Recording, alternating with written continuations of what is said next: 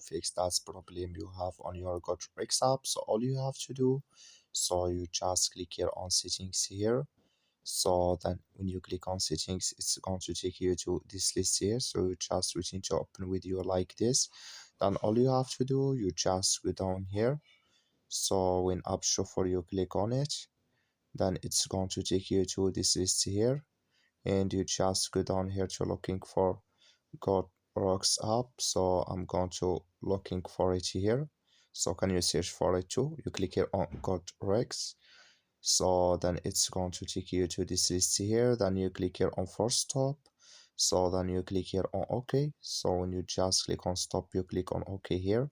Then you go down, you click here on storage. Come to storage list, just click here on clear cache here. So then all you have to do, just restart your phone and it's going to work with you.